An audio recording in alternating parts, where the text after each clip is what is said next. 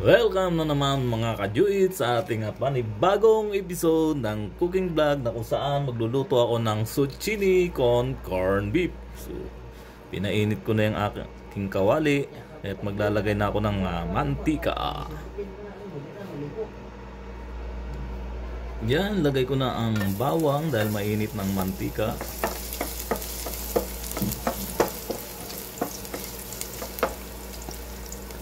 Isunod na rin ang hiniwang sibuyas.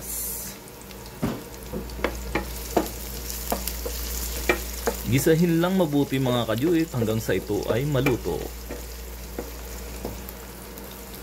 Ang zucchini mga kajuit ay isa sa mga naging paborito kong gulay dito sa Saudi mula nang ito ay aking natikman. Nung una akala ko ito ay prutas, ngunit gulay pala. Ayan. Nagisa na yung bawang at sibuyas. Kaya atin nang isunod ang corn beef.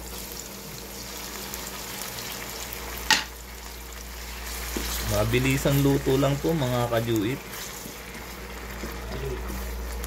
Within 3 minutes may pang ulam na tayo.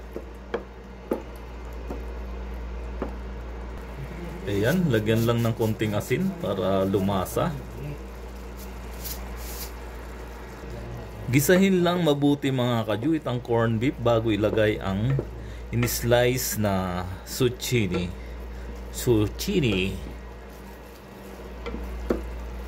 At dahil luto na ang corn beef, ay pwede nang ilagay ang gulay. Ito yung zucchini mga kajuit.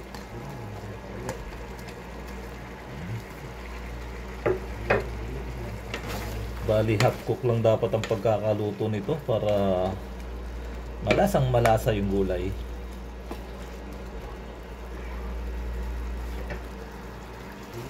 Takpan lang para mabilis maluto. Nilagyan ko na rin ng pampalasa yan mga kajuit. Alam nyo na yun kung ano yung pampalasa na yon. Ayan, kumukulo na kaya ito ay malapit ng maluto.